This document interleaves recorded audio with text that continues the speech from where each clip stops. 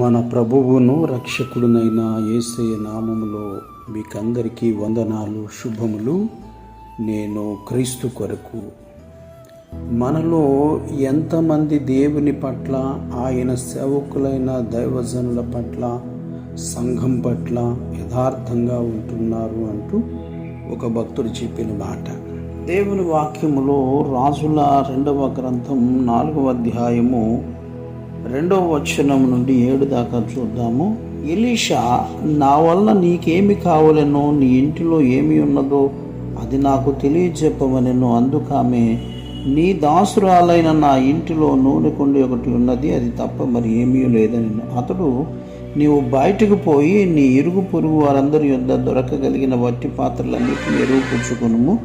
అప్పుడు నీవు నీ ఇంటిలోనికి వచ్చి నీవును నీ కుమారులను లోపల నుండి తలుపు మూసి ఆ పాత్రలన్నిటిలో నూనె పోసి నిండినవి ఒక తొట్టున ఉంచుమని ఆమెతో సెలవీయగా, ఆమె అతని యొద్ద నుండి పోయి తానును తన కుమారులను లోపల నుండి తలుపు మూసి కుమారులు తెచ్చిన పాత్రలలో నూనె పోసాను.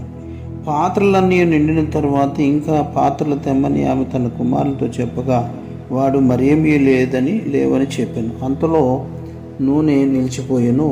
ఆమె దైవజనుడైన అతని యొద్దకు వచ్చి సంగతి తెలియజెప్పగా, అతడు, నీవు పోయి ఆ నూనెను అమ్మి నీ అప్పు తీర్చి మిగిలిన దానితో నీవును నీ పిల్లలను బ్రతుకుడని ఆమెతో చెప్పింది. అలాగే మనం యెషయా గ్రంథంలో 50వ అధ్యాయం 10వ వచనంలో చూద్దాము. మీలో యెహోవాకు భయపడి ఆయన సేవకుని మాట వినువాడెవడు?